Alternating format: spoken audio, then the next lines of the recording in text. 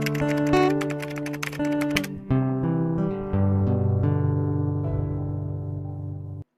Good morning, good afternoon, good evening. कैसे आप सब लोग? आई होप आप सभी बहुत अच्छे होंगे। और आज हम बात करने वाले कॉस्टिंग के बारे में, और ये आपका थर्ड सेशन है। अगर आपने दो सेशन नहीं देखे तो जरूर से देख लीजिए, आपको link comment and description box में मिल जाएगी। मेरा नाम है सी प्रतीक ठक्कर और बहुत तगड़ी तरीके से अपन पढ़ाई करने वाले हैं। अगर आपने अभी तक इस सेशन को लाइक नहीं किया तो लाइक जरूर से कर दीजिए, चैनल को सब्सक्राइब कर दीजिए एंड इस वीडियो को शेयर जरूर से करें।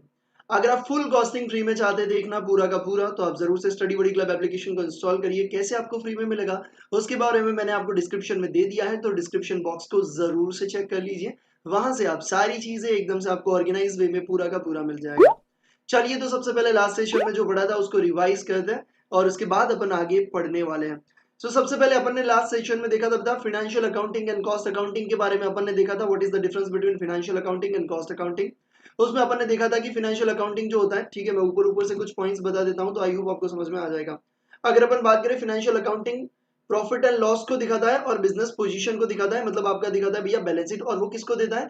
Users of the financial statement and owners को देता है। जबकि बात करें कॉस्टिंग के बारे में तो वो मैनेजमेंट को प्रोवाइड करता है, कॉस्टिंग के डेटा प्रोवाइड करता है। क्यों? क्योंकि उनको प्लानिंग करना है, ऑपरेशन चलाना है, और इसके साथ साथ उनको क्या करना है? कंट्रोल एंड डिसीजन मेकिंग भी करना है। ठीक है, यहाँ पे आपको फाइनेंशियल अकाउंटिंग में जो एक्ट है उसके हिसाब से चलना होता है। यहाँ पे ऐसा कोई भी कंपलसरी नहीं है, वॉलंटरी आप कॉस्ट अकाउंटिंग बनाते हो। ये नेचर वाइज आप एक्सपेंस को डालते हो, रेवेन्यू नेचर, कैपिटल नेचर। यहाँ पे आप नेचर वाइज नहीं डालते हो। ठीक है, तो मैं थोड़ा सा इस तरीके से कर देता हूँ। हाँ, चलिए ठीक है। तो वो आप कैसे डालते हो भैया? पर्पस वाइज डालते हो।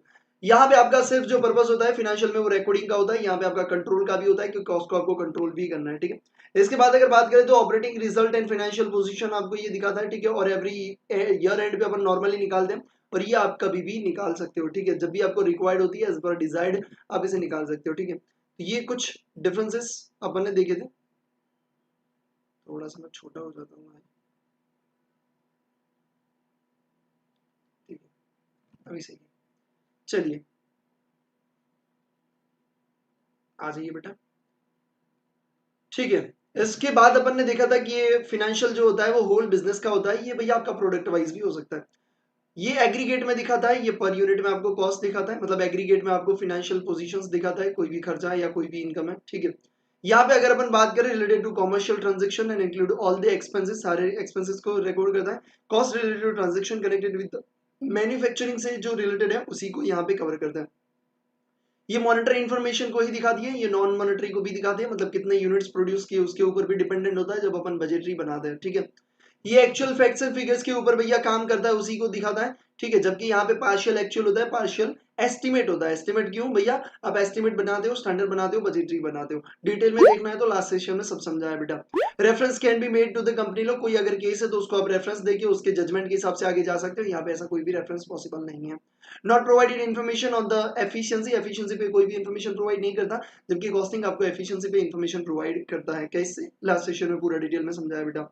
स्टॉक एट कॉस्ट, स्टॉक जो होता है वो कॉस्ट और NRV which ever is lower पे दिखाते हैं, जबकि आपका कॉस्टिंग में स्टॉक को कॉस्ट पे दिखाते हैं। ये लीगल रिजिडिटी पे रहता है भैया, ये आपका नॉर्मेटिव साइंस है भैया, टेक्निक्स भी और मेथड्स को भी यहाँ पे फॉलो करता है। इसके बाद अपन ने देखा था बेटा कि मैनेजमेंट अकाउंटिंग क्या होता है। मैनेजमेंट अकाउंट सिंपल सी बात है कि आपका कॉस्ट अकाउंटिंग हो गया, फाइनेंशियल अकाउंटिंग हो गया, दोनों का यूज करके जो मैनेजमेंट डिसीजन लेता है उसे बोलते हैं मैनेजमेंट अकाउंटिंग। ठीक है, आ जाइए cost accounting and management accounting के बारे में बात करते हैं। सिंपल सी बात है कि जो मैनेजमेंट अकाउंट है, मैनेजमेंट अकाउंट अगर ये बड़ा है तो उसके नीचे एक आएगा अकाउंट फाइनेंशियल अकाउंटिंग, उसके नीचे एक और आएगा भैया कॉस्ट अकाउंटिंग। मतलब कॉस्ट एंड फाइनेंशियल को मिला के जो बन रहा है भैया वो बन रहा है आपका मैनेजमेंट अकाउंटिंग। तो सिंपल सी बात है, मैनेजमेंट अकाउंटिंग जो है वो सीनियर वाली चीज है। और ये भी अपने को समझ में आता है कि मैनेजमेंट करना होगा, मैनेजमेंट अकाउंटिंग करना होगा तो कॉस्ट एंड फाइनेंशियल दोनों की जरूरत पड़ेगी, जबकि कॉस्ट अकाउंटिंग के लिए किसी की भी जरूरत नहीं पड़ेगी। Ascertainment, allocation, apportionment, accounting aspect of the cost. ठीक है, ये सिर्फ ये चार चीजें करता है। जबकि यहाँ पे बात करें effect and impact of the cost, वो जो कॉस्ट निकाली उसकी इंपैक्ट क्या रही बिजनेस के ऊपर, वो मैनेजमेंट देखता है। बेस फॉर द मैनेजमेंट, ये मैनेजमेंट के लिए बेस है, क्योंकि इसके बिना आगे नहीं बढ़ सकता मैनेजमेंट। जबकि मैनेजमेंट कौन सा यूज करेगा? Cost as well as financial का यूज करके ही भैया आगे बढ़ पाएगा। इसके बाद अपन ने देखा था बेटा डिफरेंसेस में अगर अपन देखें तो it is helpful for collecting the cost data for management. ये कॉस्ट डेटा आपको प्रोवाइड करता है मैनेजमेंट के लिए। जबकि यहाँ पे बात करें तो it is greater degree of, इनको भैया पता होता है पहले से, एक जजमेंट होता है कि भैया कौन सी कॉस्ट आइटम कितनी कॉस्ट होगी और उसके इसको कैसे एनालिसिस करना है। Status cost of account come after the management, भैया जो स्टेटस होता है वो मैनेजमेंट के बाद में आता है, मतलब नीचे आता है, सिंपल सी बात है भैया। कॉस्ट और फाइनेंशियल का यूज करके मैनेजमेंट कर रहा है तो मैनेजमेंट ऑब्वियसली सीनियर वाली बात है, तो ये सीनियर है। Cost accountant as a narrow approach, simple सा एक ही अप्रोच पे वो फोकस करते हैं कॉस्ट के ऊपर, जबकि मैनेजमेंट कॉस्ट और उसके साथ साथ फाइनेंशियल के ऊपर भी फोकस करते हैं। Standard variable break even point, वो सब टेक्निक्स यहाँ पे आएगी, तो मैनेजमेंट में वो सब टेक्निक तो यूज करेंगे कॉस्टिंग वाली, बट फाइनेंशियल वाले भी यूज करेंगे, जैसे कि fund flow, cash flow and ratio analysis. इसके बाद अगर बात करें कॉस्टिंग के बारे में, तो not include the financial accounting, tax planning, वो सब चीजें इंक्लूड नहीं करते हैं, ठीक है, यहाँ पे वो सारी चीजें इंक्लूड करते हैं। इसके बाद it is concern with short term planning, ये सिर्फ आपको शॉर्ट टर्म प्लानिंग दिखाते हैं, जबकि मैनेजमेंट का काम होता है लॉन्ग टर्म देखना कि कैसे बिजनेस को ग्रोथ करना है, कैसे उनको बिजनेस पॉलिसी भी बनानी है। Merely assist to the management, ये सिर्फ मैनेजमेंट को हेल्पफुल रहता है, मतलब सिर्फ हेल्प करता है, ये हेल्प करने के साथ साथ इवेल्युएट भी करता है कि मैनेजमेंट का परफॉर्मेंस कैसा है। ये हिस्टोरिकल कॉस्टिंग जो होता है वो हिस्टोरिकल डेटा दिखाता है, जबकि आपका मैनेजमेंट होता है वो फ्यूचरिस्टिक विजन रखता है कि भैया मेरी कंपनी कहाँ पे जानी चाहिए, कैसे जानी चाहिए, कैसे मेरे को आगे बढ़ना है। इसके बाद देखिए इंस्टॉल विदाउट द मैनेजमेंट, ये मैनेजमेंट के बिना आपको इंस्टॉल कर सकते हो, यहाँ पे मैनेजमेंट को इंस्टॉल करने के लिए financial as well as costing की जरूरत, ठीक है। उसके बाद अपन ने देखा था scope of the accountancy, cost accountancy, उसमें हमने तीन चीजें देखी थी भैया। मैं कॉस्ट को पहले एसरटेन करूंगा, मतलब फाइंड आउट करूंगा, उसके बाद उसकी अकाउंटिंग करूंगा एंड उसके बाद में उसका कंट्रोल करूंगा, ठीक है। तो ये आई होप आपको चीज होगी, याद होगी, एसरटेनमेंट, फिर आपने अकाउंटिंग एंड फिर आपका कंट्रोलिंग। उसके बाद अपने को आज यहां से नया पढ़ना था, चलिए। तो भैया अगर चीजें अच्छी लग रही है तो जरूर से आप कमेंट जरूर से करते जाइए, और अगर आपको ऐसा लग रहा है कि भैया आप तो वो रिवीजन कर रहे हो तो रिवीजन क्या अटेंड करना है, डेफिनेटली बेटा करना है, उसी से तो आपको बेनिफिट होगा। अगर आपको बेनिफिट नहीं होता तो मैं अपनी 10 मिनट या 15 मिनट क्यों वेस्ट करता, समझ में आ रही है बातों को। तो जरूर से आपको अटेंड करना है और उसको स्किप नहीं करना है। तो हम जैसे पढ़ा रहे हैं भैया उसी तरीके से पढ़िए आप। चलिए मैं एक बार देख लेता हूँ क्या है। और कॉस्टिंग के सेशन, सुप्रभात बेटा, गुड मॉर्निंग। वरना बोलेंगे लड़की को ही रिप्लाई करते हैं, हमको तो करते ही नहीं है सर, भैया बोल दिया, ठीक है। हाँ, एक नंबर के हरामी इंसान साहब। ओके अब सुनो बात को, मैं कॉस्टिंग के सेशंस थोड़े छोटे छोटे रख रहा हूँ, भले नंबर ऑफ सेशंस ज्यादा होंगे, ठीक है। छोटे छोटे इसलिए रखता हूँ क्योंकि कॉस्टिंग बहुत इजी सब्जेक्ट है, बट थोड़ा थियरिकल है, तो आपको ये आना भी चाहिए और इसको पढ़ते रहना। चलो भैया अब ऑब्जेक्टिव बात करते हैं, objective of the cost accounting, क्या क्या ऑब्जेक्टिव है भैया। कॉस्ट अकाउंटिंग के ऑब्जेक्टिव क्या है, सबसे पहला to ascertain the cost per unit, भैया हमें कॉस्ट पर यूनिट को निकालना है, क्या करना है, of the different product manufactured by the business, जितने भी प्रोडक्ट हम बना रहे हैं उसके हमें क्या निकालना है भैया, कॉस्ट पर यूनिट को निकालना है, ठीक है। उसके बाद to provide the correct analysis of the cost, हमें कॉस्ट का एनालिसिस करना है, ठीक है। हमें क्या करना है, कॉस्ट का एनालिसिस करने की, कॉस्ट ज्यादा हो रही है, कम हो रही है, कैसे हो रही है, to provide a cost analysis, correct analysis of cost of both the process and operation and by different element of the cost, ठीक है। अलग अलग एलिमेंट का अपने को एनालिसिस करना है, ठीक है। रॉ मटेरियल का हो गया, लेबर का हो गया, मशीनरी का हो गया, डायरेक्ट एक्सपेंस, इनडायरेक्ट एक्सपेंस, सब चीजें, ठीक है। To disclose the source of wastage whether the material time or expense or in use of machinery equipment and tool and to prepare such report which may be necessary to control wastage. देखिए एक और चीज भैया, हम ये क्यों करते cost accounting, क्योंकि हमें वेस्टेज को क्या करना है, कंट्रोल द वेस्टेज। कहाँ गया भैया, कंट्रोल सच वेस्टेज, और रिपोर्ट बनाएंगे पहले तो, ठीक है। सोर्स ऑफ द वेस्टेज अपन पता करेंगे, उसके बाद बात टू प्रिपेयर सच रिपोर्ट, उसका रिपोर्ट बनाएंगे, और हम क्या करेंगे, वेस्टेज को कंट्रोल करने का ट्राई करेंगे। Next one, to provide required data and serve as a guide to price fixation. अब देखो ये क्या बोलना चाहता है भैया, डी वाला बोलता है कि हम मैनेजमेंट को डेटा प्रोवाइड करेंगे कि कौन सी प्रोडक्ट का कितना खर्चा हो रहा है, इससे क्या होगा, मैनेजमेंट को हेल्पफुल रहेगा, किसके लिए भैया, प्राइस फिक्सेशन के लिए, कि कितना मेरे को प्राइस लेना चाहिए, ठीक है। Next one, to ascertain the profitability, management profitability को आइडेंटिफाई कर सके, इसीलिए भैया क्या करना है, इसलिए भी हेल्पफुल रहता है, क्योंकि कॉस्ट पता चलेगी, सेल पता है अपने को, तो क्या करेंगे भैया, उसको प्रॉफिट पता चलेगा, ठीक है। और कैसे उसको मैक्सिमाइज करना है वो भी मैनेजमेंट देख सकता है। Next one, to exercise effective control of stock of raw material, work in progress, consumable stores and finish goods in order to minimise the capital locked up in the stock. देखो ये क्या कहना चाहता है, exercise effective control, control of stock, control करेंगे stock के ऊपर, क्यों करेंगे, टू मिनिमाइज कैपिटल लॉकअप। अब देखो सिंपल सी बात है बेटा, अगर आप ज्यादा परचेस कर लोगे रॉ मटेरियल और वहीं पे पड़ा रहेगा 3 महीने तक यूज होता रहेगा होता रहेगा होता रहेगा, तो आपका उतना पैसा ब्लॉक हो जाएगा, मतलब आपका कैपिटल क्या हो जाएगा भैया, लॉक हो जाएगा, ठीक है। अगर आपको जितना जरूरत है उतना परचेस करो ना यार, ठीक है, मतलब 3 महीने का क्यों परचेज करना है? तो इससे क्या पता चलता है, वो स्टॉक को कंट्रोल करते हैं, भैया जब जरूरत है तब परचेज करो। हाँ, थोड़ा एडिशनल रखना जरूरी है, शायद कुछ प्रॉब्लम आ गई या हम नहीं मंगवा सके या बिगड़ गया स्टॉक, ठीक है, रॉ मटेरियल, तो हम प्रोडक्शन बंद ना रहे, उतना आपका ज्यादा होना चाहिए। बट इतना भी नहीं कि 3-4 महीने का स्टॉक पहले से पड़ा है तो भैया पैसे आपको पहले से देने पड़ेंगे, आपका पैसा वहीं पे रुक जाएगा, उसका कोई आपको बेनिफिट नहीं होने वाला। ठीक है, तो ये भी आपको देखना बहुत जरूरी है। फिर जी वाला, to reveal source of the economy by installing and implementing a system of a cost control for material labor। ठीक है, source of the economy by installing the end implementing a system of a cost, इससे क्या करेंगे, आप reveal करोगे source कि किससे आपकी इकोनॉमी बढ़ रही है। ठीक है, तो वो भी आपको यहाँ पे जानने मिलेगा। Advise the management on future expansion of the policy, management को एडवाइज, मैनेजमेंट को क्या होगा भैया, पता चलेगा कि कैसे अपने को फ्यूचर पॉलिसी बनानी है एक्सपेंशन के लिए। ठीक है, और या फिर नया कोई प्रोजेक्ट लाने के लिए। To present and interpret data for management planning decision making and control, data को इंटरप्रेट कर सकते हैं, कॉस्ट अकाउंटिंग किया है तो डेटा मिलेगा, डेटा को इंटरप्रेट करके क्या सकते हैं, प्लानिंग कर सकते हैं, डिसीजन मेकिंग कर सकते हैं और कंट्रोल भी कर सकते हैं। To help the preparation of the budget and implementation of budgetary control, भैया आप क्या कर सकते हो, बजट को बना सकते हो और इंप्लीमेंट भी कर सकते हो उस बजटरी का। ठीक है, ये बजट क्या होता है भैया, मैं आपको आगे सिखाने वाला हूँ। ठीक है, वैसे आपका पूरा पोर्शन आपको इंटर में पढ़ने को मिलेगा। बजट का मतलब ये होता है कि अगर मैं 50,000 प्रोडक्ट प्रोड्यूस कर रहा हूं तो मेरा इतना खर्चा लग रहा है, तो अगर मैं 70,000 प्रोड्यूस करूंगा तो मेरा कितना खर्चा लगेगा, वो एक बजट बनाते हैं। ठीक है, तो बजट बनाने के लिए भी हेल्पफुल रहता है, क्योंकि आपके पास पास डेटा है तो उसके हिसाब से आप क्या बनाओगे बेटा, बजट बनाओगे। ठीक है, Yash Shruti, to organise an effective information system so that the different level of management may get required information at the right time right form। देखो आप क्या करोगे, ऐसी इंफॉर्मेशन को प्रोवाइड करोगे, इस तरीके से आप क्या करोगे, इस तरीके से आप इंफॉर्मेशन सिस्टम को अप्लाई करोगे अपने क्या बोलते हैं ऑर्गेनाइजेशन के अंदर, कि मैनेजमेंट को राइट टाइम पे राइट इंफॉर्मेशन मिली रहे। क्या भैया, राइट टाइम पे राइट इंफॉर्मेशन उनको मिल जाए, तो उससे क्या कर सकेंगे, for carrying out their individual responsibilities in effective manner, उनकी जो रिस्पॉन्सिबिलिटी हो वो सही तरीके से निभा सके। To guide the management in the formulation and implementation of incentive bonus plan बनाने के लिए भैया हेल्पफुल रहती है। तो मैं आपको इसको ना थोड़ा सा ग्रुप बना के आपको, ये जितने भी लिखे हैं ना, मैं आपको थोड़ा सा ग्रुप में समझा दूंगा कि अगर आपको पढ़ना है और अगर आपको याद रखने हैं तो कैसे रखना है, मैं आपको ग्रुप बना के समझा दूंगा। So do not worry about it, अभी सिर्फ आपको मतलब समझना है, उसके बाद में आपको कैसे आपको याद रखना है वो भी मैं आपको बता देता हूँ। ठीक है, to organise an effective information system so that the different, okay वो समझ गए। Guide the management for bonus plan, वो भी समझ गए। ओके, डेटा प्रोवाइड करेंगे to management for taking final decision. ठीक है, कि फाइनल डिसीजन कैसा, फाइनल डिसीजन न्यू प्रोडक्ट को लॉन्च करना है कि नहीं करना, रिप्लेस करना है कि नहीं करना लेबर और मशीन को। ठीक है, ठीक है, इस तरीके से।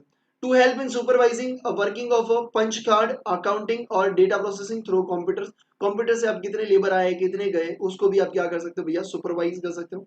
तो supervise the working of the punch and card accounting. ठीक है, फिर इंटरनल ऑडिट आप कर सकते हो, कॉस्ट रिडक्शन आप कर सकते हो, भैया आपको पता है इतना कॉस्ट है तो आपको रिड्यूस करना है तो उसके ऊपर आप लगा सकते हो, कॉस्ट ऑडिट कर सकते हो। इंटरनल ऑडिट और कॉस्ट ऑडिट में क्या डिफरेंस है वो मैं आपको समझा देता हूँ। इंटरनल ऑडिट का मतलब ये होता है कि अगर आपकी ये कंपनी है, अगर आपकी ये पूरी कंपनी है तो अंदर जो काम चल रहा है, ठीक है, कौन सा काम भैया जो प्रोडक्शन का काम है, जो अदर कोई भी काम है, जितने भी इसमें काम हो रहे हैं, क्या वो सही तरीके से हो रहे हैं कि नहीं, जैसे हमने कंपनी ने गाइडेंस बनाया उस हिसाब से हो रहा है कि नहीं। अगर 9 बजे मशीन शुरू हो जाना चाहिए तो क्या वो हो रहा है कि नहीं हो रहा है, इतना इनपुट डालना चाहिए तो क्या वो डाल रहे हैं या नहीं डाल रहे हैं। ठीक है, तो वो सारी चीजें आपको देखनी। क्वालिटी चेक के लिए आपने कोई रूल्स बनाया तो क्या वो रूल्स फॉलो हो रहे हैं कि नहीं, मतलब कंपनी का इंटरनल जो काम है वो सही से हो रहा है कि नहीं, उसे बोलते हैं भैया आपका इंटरनल ऑडिट। इंटरनल काम सही से हो रहा है कि नहीं उसे बोलते हैं इंटरनल ऑडिट। कॉस्ट ऑडिट का मतलब ये होता है कि आपने जो कॉस्ट रिकॉर्ड किया है कि भैया मटेरियल का, रॉ मटेरियल का जो खर्चा है, ठीक है, 2 लाख रुपए लगा है, तो वो ऑडिट करेंगे। ऑडिट क्या करेंगे कि भैया सही में 2 लाख लगा है कि नहीं, ऐसा तो नहीं कि बीच में कोई गफला कर रहा है, इसे बोलते हैं कॉस्ट ऑडिट। ठीक है, to find out the costing profit and loss by identifying with the revenue and the cost of those product or services by selling with the revenue have resulted। भैया आपको क्या करना है, to find out costing profit and loss by identifying with the revenue of the cost। ठीक है, आपको क्या करना है, आपको find out costing profit and loss को आपको आइडेंटिफाई यहाँ पे कर सकते हो। ठीक है, तो इतनी चीजों को भैया आप याद कैसे रखना है, ये तो बहुत बड़ी बड़ी मतलब लंबी लंबी चीज है, तो इस लंबी लंबी चीजों को याद कैसे करना है। देखो अगर आप ग्रुप बना दोगे तो आपके लिए बहुत ईजी हो जाएगा। भैया ग्रुप कैसे बनाए, देखो ग्रुप बनाने के लिए मैं आपको बता देता हूँ कि आप कैसे बना सकते हो।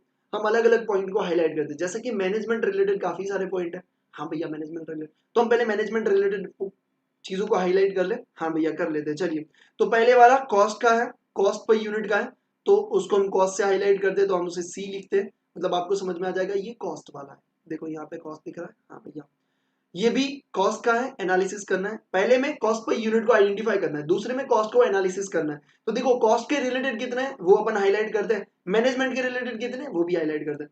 ये डेटा प्रोवाइड करता है, हाँ भैया डेटा प्रोवाइड करता है, चलो डेटा को भी ध्यान में रखते हैं, ठीक है। फिर ये क्या है भैया, ascertain the profitability of each product, ये मैनेजमेंट को हेल्पफुल रहता है, ओके।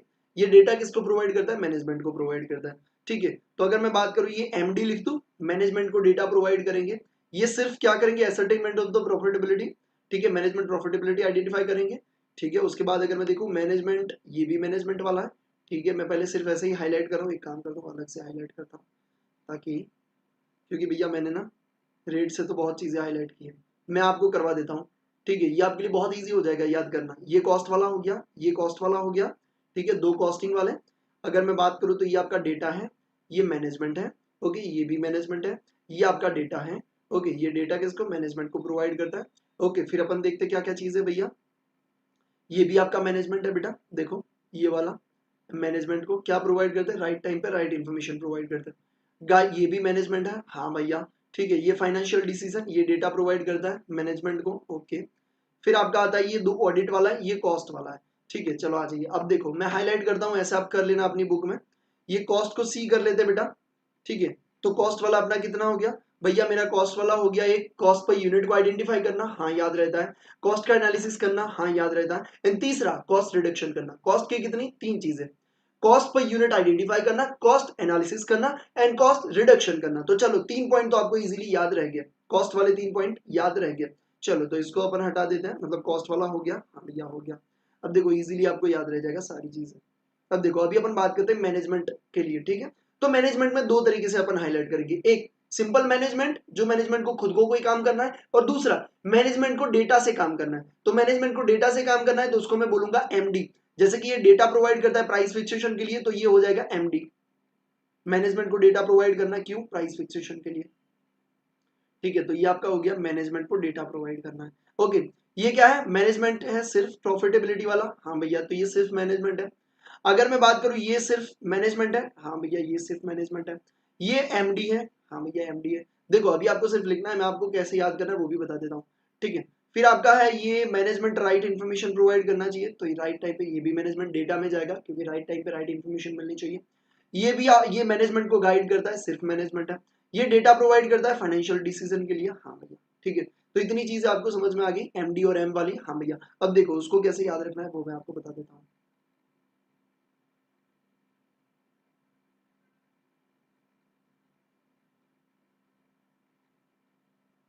अब देखो, अब अगर आपको याद रखना है, देखो अगर आपके पास एक्स्ट्रा पेज है ना, तो आप कैसे कर सकते हो बता, आप ऐसे भी कर सकते हो, कॉस्ट, कॉस्ट में तीन पार्ट करोगे, कैसे तीन पार्ट करोगे, देखो एक तो हो गया कॉस्ट, कॉस्ट पर यूनिट, चलो भैया याद रह गया, हाँ, कॉस्ट एनालिसिस, हाँ भैया, और फिर क्या था, कॉस्ट रिडक्शन। तो चलो कॉस्ट वाले तो तीन पॉइंट याद रह गए, हाँ भैया। अगर अपन बात करें मैनेजमेंट वाले, तो अब मैं क्या करूंगा, एमडी करूंगा, ठीक है। मैं क्या करूंगा, एमडी करूंगा कि मैनेजमेंट को डेटा चाहिए, मैनेजमेंट को डेटा क्यों चाहिए, पहले अपन यहां पे देखते हैं। पहला एमडी वाला क्या है, प्राइस फिक्सेशन के लिए। तो एमडी मैनेजमेंट को डेटा क्यों चाहिए, प्राइस फिक्स करने के लिए, तो प्राइस फिक्सेशन। देखो बहुत इजी है आपको याद रखना, ठीक है, बहुत ही इजी है, ठीक है। मैं सिर्फ आपको समझाने के लिए ऐसे ही पढ़ा दिया, जाने दिया, ऐसा नहीं कर रहा मैं, ठीक है। फिर एमडी कौन सा है, planning decision making and control के लिए। तो भैया और किसके लिए काम में आता है, प्लानिंग के लिए, प्लानिंग, मैनेजमेंट या डिसीजन मेकिंग, डी सी कर लेता हूँ, डिसीजन मेकिंग, समझ में आएगा, हाँ भैया, D am sorry, decision making, okay. उसके बाद एमडी क्यों चाहिए, राइट टाइम पे राइट इन्फॉर्मेशन चाहिए, हाँ जी। और उसके बाद डेटा क्यों चाहिए, फिनेंशियल डिसीजन के लिए। तो एक और आएगा आपका फिनेंशियल डिसीजन,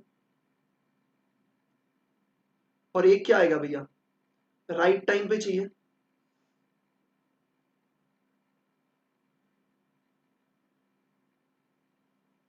राइट टाइम और राइट इन्फॉर्मेशन है ना, कहाँ गया, किधर गया रे, data data data data data data data data, ये रहा, right time, right form, right time and form. अब देखो ये डेटा वाला आप देख लो भैया, कॉस्ट वाले तीन, कॉस्ट वाले तीन, cost per unit, cost analysis, cost reduction के लिए। मैनेजमेंट को डेटा क्यों चाहिए? प्राइस फिक्सेशन के लिए, प्लानिंग मैनेजमेंट के लिए, फिनेंशियल डिसीजन लेने के लिए, एंड राइट टाइम पे राइट इन्फॉर्मेशन उनको चाहिए। तो ये चीजें आपको अभी इजीली याद रह जाएगी। अब देखो मैनेजमेंट का मैं अलग से निकालता हूं, सिर्फ मैनेजमेंट वाला। मैनेजमेंट क्या क्या काम करेगा? देखो एम वाला देखो, प्रॉफिटेबिलिटी एसरटेन करेगा, हाँ भैया। फ्यूचर पॉलिसी बनाएगा, हाँ ठीक है। पहले क्या था? प्रॉफिटेबिलिटी। फिर क्या करेगा? Future expansion policy.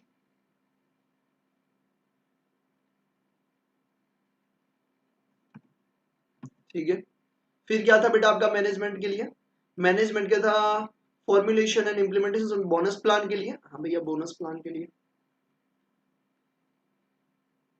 देखो तो अभी मैनेजमेंट क्या क्या काम करेगा? प्रॉफिटेबिलिटी आइडेंटिफाई करेगा कॉस्ट अकाउंटिंग से, फ्यूचर एक्सपेंशन पॉलिसी बना सकेगा और बोनस प्लान बना सकेगा। इसके बाद अपन ने देखा था ऑडिट। ऑडिट कितने टाइप का भैया? दो टाइप का है।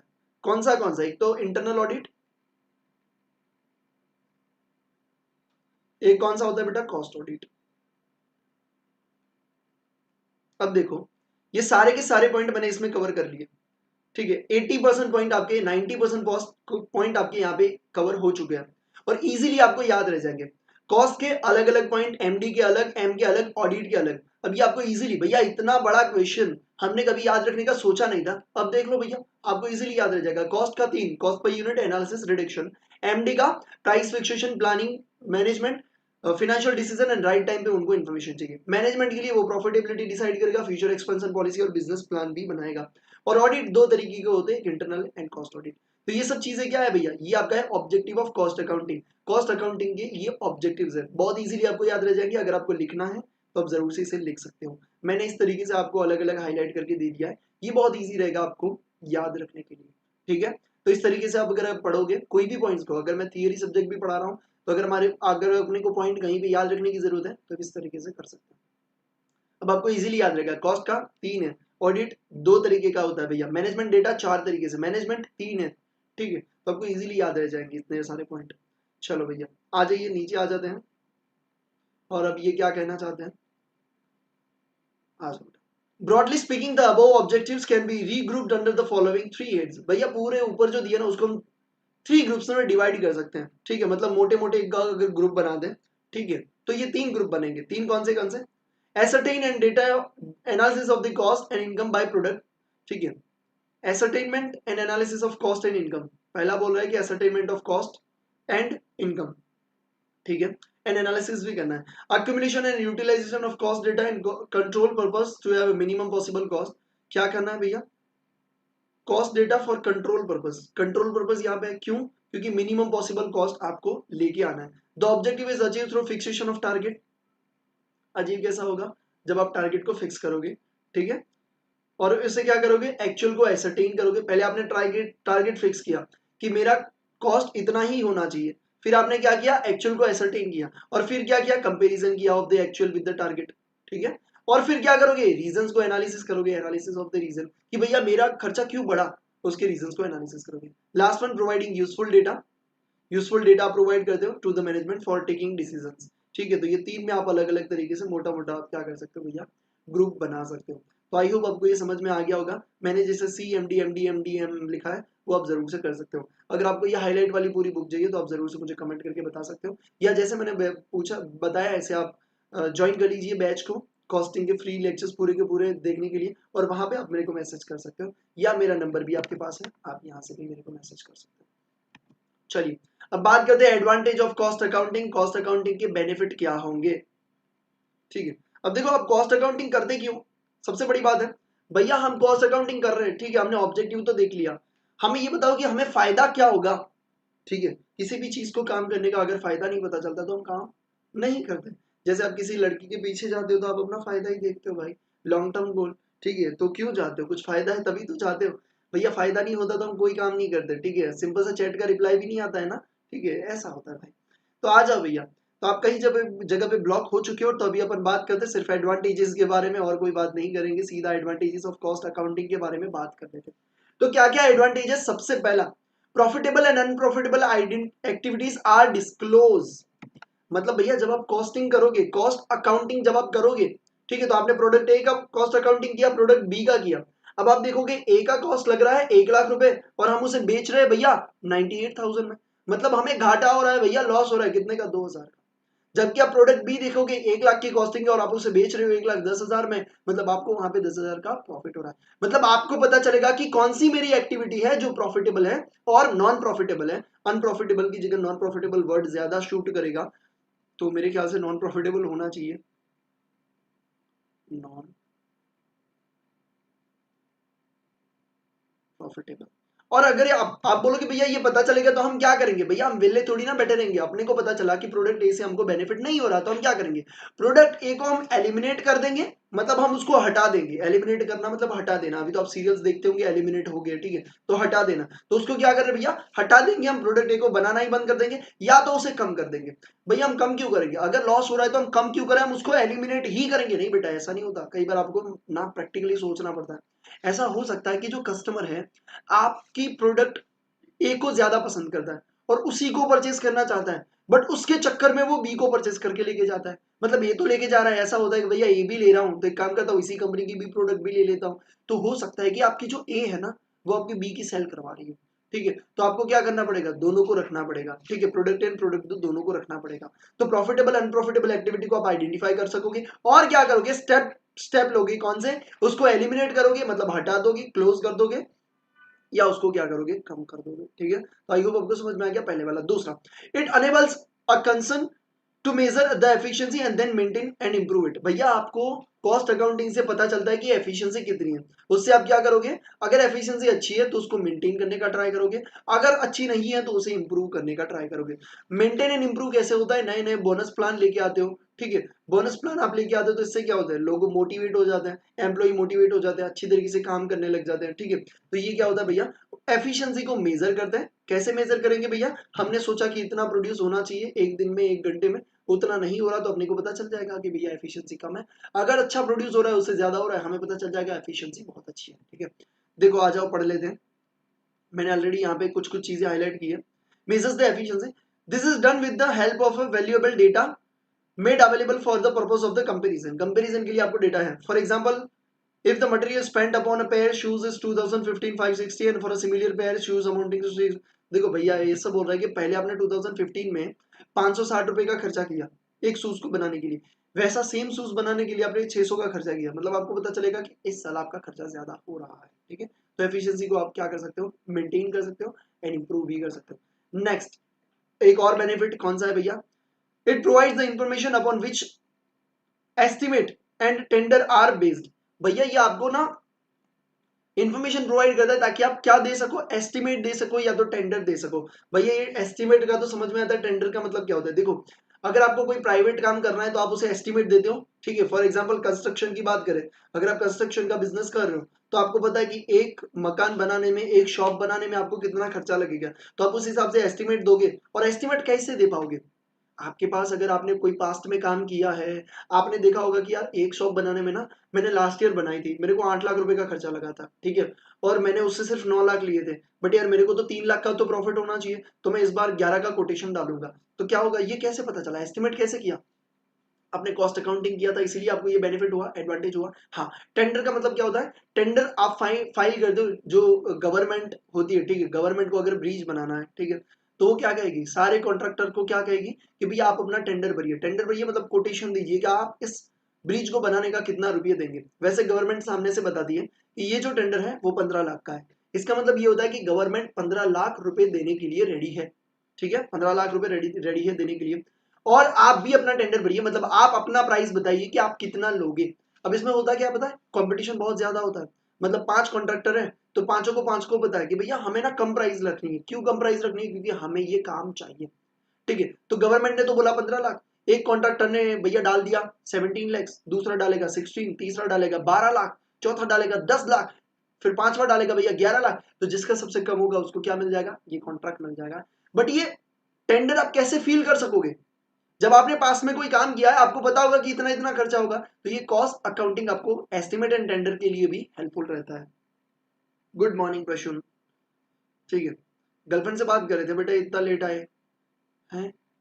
कभी हमसे भी बात कर लिया करो टाइम मिला के। आ जाओ भैया। आपके आपकी आवाज तो रोज 2 3 3 3 4 4 घंटे सुनते हैं, कभी कभी उनकी भी सुन ले। ठीक है, सुन लो सुबह सुबह। चलो, fourth one, it guides the future production policies. आपको फ्यूचर में कैसा प्रोडक्शन पॉलिसी बनाना चाहिए उसके लिए हेल्पफुल रहता है कॉस्ट अकाउंटिंग। आपको पता है कि यार मैं 100 यूनिट बनाता हूँ पर डे, तो मेरे को पर यूनिट 10 रुपए का खर्चा लगता है। बट अगर मैं 120 यूनिट बनाने जाता हूँ तो मेरा मशीन का जो खर्चा है वो बढ़ जा रहा है। ठीक है, तो मशीन का खर्चा बढ़ जाने के कारण क्या हो रहा है, वो आपको जो 10 रुपए पर यूनिट पड़ रहा है, 100 यूनिट बना रहे हो तो 10 रुपए पर यूनिट बन रहा है। बट अगर आप 120 बना रहे हो तो पर यूनिट आपकी कॉस्ट 11 रुपए चली जा रही है। तो आपको पता चलेगा कि भैया मेरा प्रोडक्शन जो है वो इतना होना चाहिए, इससे ज्यादा नहीं होना चाहिए। अगर आपको ज्यादा करना है तो कितना ज्यादा करना पड़ेगा, तब आपकी कॉस्ट पर यूनिट सेम रहेगी। तो वो प्रोडक्शन पॉलिसी में भी क्या होता है बेटा, हेल्पफुल रहता है। ठीक है, next one, it helps in increasing the profit. Ultimately आपको कॉस्ट को कंट्रोल करना सिखाएगा, मतलब बताएगा कि कॉस्ट को कैसे कंट्रोल करना है। ठीक है, उससे क्या होगा, आपका प्रॉफिट बढ़ेगा। अब अगर आपको देखो फ्यूचर प्रोडक्शन पॉलिसी पता है कि कैसे करनी है, ठीक है, आपको ये पता है कि आपको कोटेशन कितना देना चाहिए, टेंडर कितना देना चाहिए, एस्टिमेट कितना देना चाहिए, अल्टीमेटली आपका प्रॉफिट ये बढ़ाने वाला है। Next one, it enable the periodical determination of a profit और लॉस। ये आपको क्या कर सकता है भैया, पीरियोडिकली आप प्रॉफिट एंड लॉस को निकाल सकते हो, जनवरी का प्रॉफिट कितना, फरवरी का कितना, मार्च का कितना। ठीक है, next one, it furnishes the reliable data for comparing the cost in a different period. जनवरी में कितना कॉस्ट लगा था, फरवरी में कितना लगा, और भैया उसके बाद मार्च में कितना लगा, उसको आप कंपेयर कर सकते हो। मतलब आप अलग अलग पीरियड का प्रॉफिट एंड लॉस आइडेंटिफाई कर सकते हो, कॉस्ट को आइडेंटिफाई करके कंपेयर भी कर सकते हो। The exact cause of the decrease और इंक्रीज इन द प्रॉफिट और लॉस, और आप एग्जैक्ट रीजन भी निकाल सकते हो कि मेरा प्रॉफिट क्यों बढ़ा, क्यों कम हुआ। ठीक है,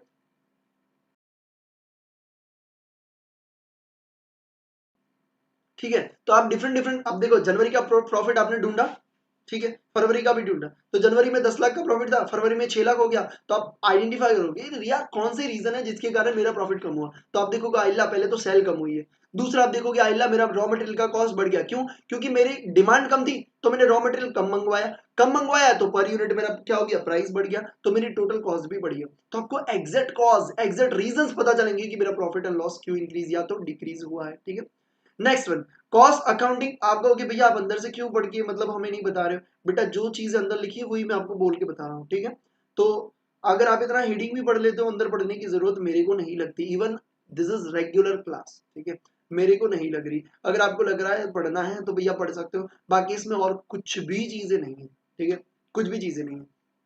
ठीक है बेटा, तो आप जरूर से, मैं ऑब्वियसली उतनी मेहनत करवाता हूँ जितनी आपको डेफिनेटली करनी ही चाहिए, मैं उसमें कुछ भी कम नहीं रख रहा हूँ। ठीक है, तो जहां पे मेरे को लगता है भैया ये फालतू की चीजें दी, कोई मतलब नहीं, वो पढ़ोगे वही चीजें आपको दी है। To exact the cause of the decision, ठीक है, अगर आपको कोई भी पढ़ना है तो कोई भी उठा के पढ़ सकते हो, वही चीजें आपको यहाँ पे दी हुई है। ठीक है, आ जाइए बेटा। 10th वाला, it enable the creditor and investor to जज the financial strength and the credit worthiness. ये आपने आगे भी देखा था, हाँ भैया देखा था। क्या था भैया कि आप जज कर सकते हो, कोई भी जो इन्वेस्टर है या तो क्रेडिटर है, वो क्रेडिट वर्दीनेस देखेगा कि भैया इसका प्रॉफिट कितना हो रहा है, कॉस्ट कितना हो रहा है, इस हिसाब से पता चलेगा कि ये जो है इसको क्रेडिट पे देना चाहिए कि नहीं, इस कंपनी में इन्वेस्ट करना चाहिए कि नहीं करना चाहिए। Helpful to government assessment of excise duty and income tax के लिए भैया ये गवर्नमेंट को हेल्पफुल रहता है, जो अपन ने आगे देखा था भैया। ठीक है, वही चीज यहाँ पे आपको काफी सारे पॉइंट देख रहे हैं। Helpful to customer, ultimate aim reduce of the cost of the production. Cost कम होगी तो अल्टीमेटली प्राइस कम हो जाएगी। ठीक है, तो ये आपने देखा था भैया, आ जाओ मैं आपको याद करवाता हूँ, अगर आपको याद नहीं है तो मैं आपको दिखाता हूँ कि हमने कहाँ पे देखा था। आ जाओ, ये देख रहे, इंपोर्टेंस ऑफ कॉस्ट अकाउंटिंग। ठीक है, यही अपन एडवांटेज में देख रहे काफी सारी चीजें, जैसे कि अभी अपन ने देखा गवर्नमेंट वाला देखा। आ जाओ बेटा, ये इंपोर्टेंस टू गवर्नमेंट और importance to government, importance to general public. ठीक है, क्रेडिट वर्दीनेस वाला ये रहा, देखो credit worthiness, credit and investor जज। ठीक है, तो इंपोर्टेंस है, वही आपके एडवांटेज में भी दिए हुए काफी सारी चीजें। ठीक है, तो आई होप आपको पॉइंट्स समझ में आ रहे हैं जो मैंने आपको ऑलरेडी समझा दिए हैं। ठीक है बेटा, फिर देखो, हेल्पफुल टू कस्टमर हो गया, हाँ भैया। Efficiency of a public enterprise, costing is a more important role to play in a public enterprise than a private enterprise. In a public enterprise, primary objective is not to earn the profit, but to serve the society by providing the quality of the goods at a cheaper rate.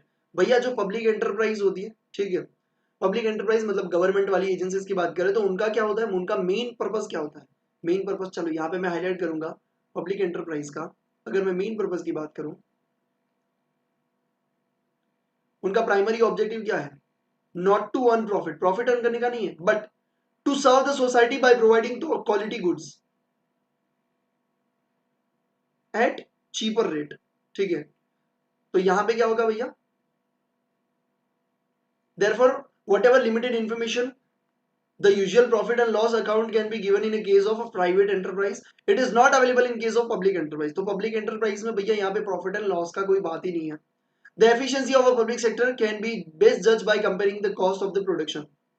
अब देखो public में आप profit से जज नहीं कर सकते, private में जज कर सकते हो कि आपका प्रॉफिटेबिलिटी कितना हुआ उसको कंपेयर कर सकते हो, बट पब्लिक में जज नहीं कर सकते। क्यों? क्योंकि पब्लिक जो बन रहा है, ठीक है, मतलब जो गवर्नमेंट बना है उसका हेतु ही नहीं है कि भैया प्रॉफिट अर्न करे, तो उसको अपन कैसे जज करेंगे, उसको अपन जज करेंगे कॉस्टिंग से कि कॉस्टिंग सही लगा कि नहीं लगा, एफिशिएंटली काम कर रहे कि नहीं कर रहे, कैसे डिसाइड करेंगे। The efficiency of a public sector can be जज by comparing the cost of the production. I hope आपको समझ में आ गया होगा। चलो आ जाइए भैया।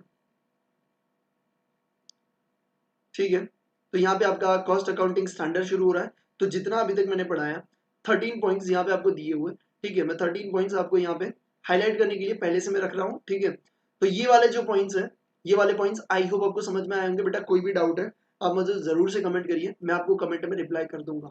ठीक है, या अगर बड़ा चीज होगा तो आप मुझे मैसेज करिएगा, मैं आपको नंबर यहाँ पे है, ठीक है, तो मैं आपको मैसेज करूंगा रिप्लाई में कि भैया मेरे को मैसेज करो, मैं आपको वहाँ पे ऑडियो फाइल में रिप्लाई फटाफट से भेज दूंगा।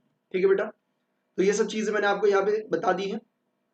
अंदर जितना जितना पढ़ने की जरूरत थी उतना उतना मैंने देखो यहाँ पे हाईलाइट किया हुआ है। बाकी मोर इन्फॉर्मेशन, ज्यादा इन्फॉर्मेशन इसमें पढ़ने जैसी है नहीं, वही चीजें जो मैंने हाईलाइट किया वही लिखी हुई है। ठीक है, और उसके मैंने एग्जाम्पल ओरली आपको दिए है, तो ज्यादा आपको पढ़ने की जरूरत है नहीं। चलिए, तो मैं आपको यहाँ पे हाईलाइट करने के लिए मैं आपको टाइम देता हूँ, और जो मैंने यहाँ पे लिखा है वो भी आप जरूर से ये वाला लिख लेना, उसको भी मैं आपको क्या करूंगा भैया, आपको मैं कर देता हूँ। और अगर ये आपको हाईलाइट वाली बुक चाहिए तो आप मेरे को बता देना, तो मैं आपको एक्सपोर्ट करके पीडीएफ भी आप प्रोवाइड करवा दूंगा।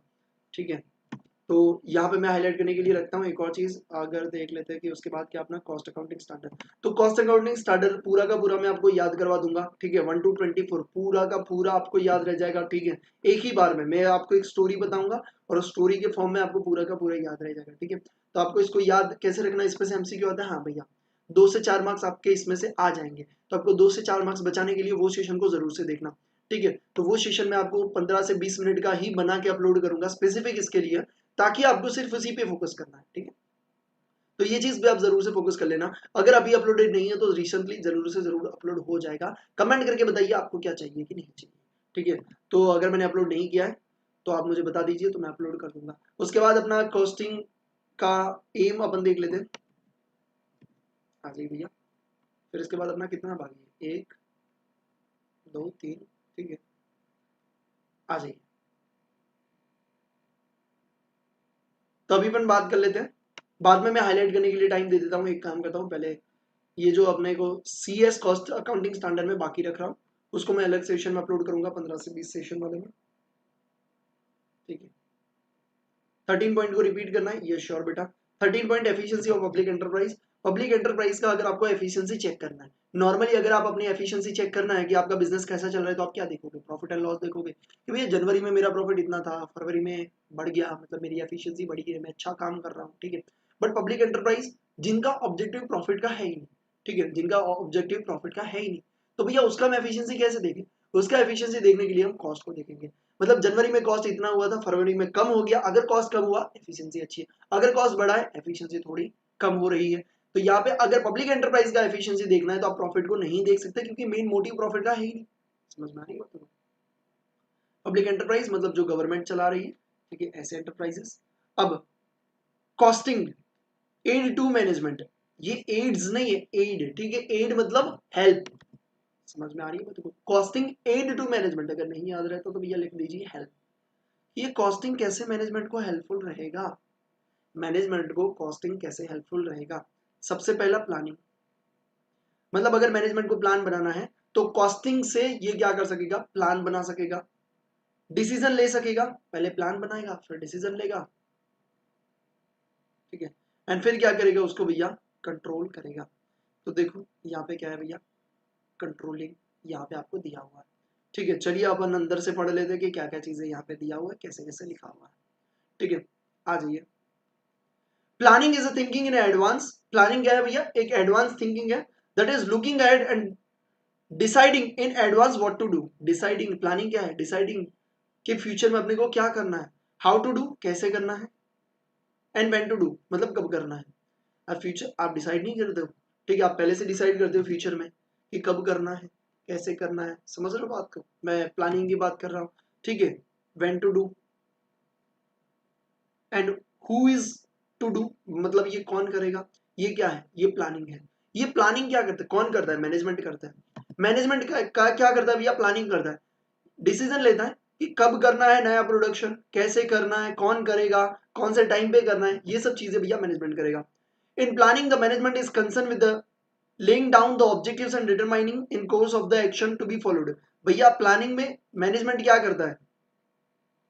लेइंग डाउन मतलब लिखता है, क्या लिखता है? ऑब्जेक्टिव, डिसाइड करता है क्या? ऑब्जेक्टिव एंड डिटरमाइनिंग एक्शन की। पहले तो ऑब्जेक्टिव डिसाइड करेगा। प्लानिंग, प्लानिंग के अंदर क्या क्या चीजें मैनेजमेंट करेगा? एक चीज, वो ऑब्जेक्टिव को डिसाइड करेगा और उस ऑब्जेक्टिव को अचीव करने के लिए क्या क्या एक्शन लेने पड़ेंगे वो डिसाइड करेगा। ठीक है, और उसके साथ साथ एक्शन डिसाइड करेगा आउट ऑफ सेवरल अल्टरनेटिव्स।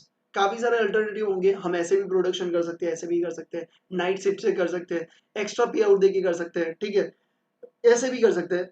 ठीक है, तो यहाँ पे आपको क्या करेगा? प्लानिंग में मैनेजमेंट दो चीजें करेगा, एक ऑब्जेक्टिव लिखेगा एंड दूसरा ऑब्जेक्टिव लिखेगा और दूसरा क्या करेगा? एक्शन डिसाइड करेगा कि कौन सी एक्शन लेनी है।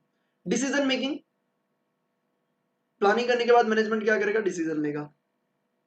Since the management has to make the choice of, has to make a choice of one of the course of action, मतलब काफी सारे अल्टरनेटिव अवेलेबल तो है, अल्टरनेटिव अवेलेबल तो है काफी सारे, बट उसमें से कौन सा अल्टरनेटिव हमें चूज करना है, उसका डिसीजन लेना पड़ेगा। ठीक है, तो कि कौन से एक्शन के साथ हमें जाना है वो चीज यहाँ पे बात कर रहे हैं। Out of several alternatives course of the action, it involves the decision making, all the rational decision are based on accounting information. भैया रेशनल का मतलब क्या है, हमें समझाइए। रेशनल का मतलब होता है important, important decision making are based on accounting information. Decision may be related to various problem, fixation of price, whether or not price should be reduced। ठीक है, मतलब कैसे डिसीजन लेने पड़ सकते हैं, कैसे डिसीजन लेने पड़ सकते हैं भैया? प्राइस कितनी फिक्स करनी है, जो हम प्राइस ले रहे हैं उसको कम करनी चाहिए कि नहीं करनी चाहिए, तो वो मैनेजमेंट को डिसीजन लेना हो सकता है। और काफी सारे डिसीजन यहाँ पे लेना हो सकता है। ठीक है, तो यहाँ पे काफी सारे एग्जाम्पल दिए हैं कि कौन से डिसीजन आपको लेने चाहिए। Whether the change in the production should be follow, production में चेंज लाना चाहिए कि नहीं। वेदर और not factory should be operate at a full capacity पे ऑपरेट करना चाहिए कि नहीं करना चाहिए, वो सब चीजें आपको यहाँ पे डिसीजन मैनेजमेंट को लेना पड़ता है। फिर कंट्रोलिंग की बात करते हैं, आ जाइए। Controlling is that part of the management activity whereby the management compare the actual performance against the plan performance. मतलब यहाँ पे कंट्रोल में क्या है भैया? कंट्रोल में ये है कि सबसे पहले मैनेजमेंट क्या करेगा, उनका जो एक्चुअल परफॉर्मेंस है, सोचा था कि 1000 यूनिट को प्रोड्यूस करेंगे, ठीक है, ये सोचा था, ठीक है, ये प्लान था, प्लान को एक्चुअल के साथ कंपेयर करेंगे कि कितना प्रोड्यूस हुआ और देखेंगे कि क्या हमारा कहीं पे वेस्टेज हो रहा है, एफिशिएंसी कम है, उसको अपन क्या करेंगे? कंट्रोल करने का ट्राई करेंगे। सिंपल सी बात है, इंप्रूवमेंट की बात कर रहे हैं। फाइंड आउट द डेविएशन, देखो भैया डेविएशन मतलब वेरिएंसेस फाइंड आउट करेंगे, यानी कि डिफरेंसेस फाइंड आउट करेंगे। And take immediate step to remove the deviation, और उस डेविएशन को, उस डिफरेंसेस को कम करने के लिए तुरंत हम एक्शन लेंगे। ठीक है, ओके ओके ओके।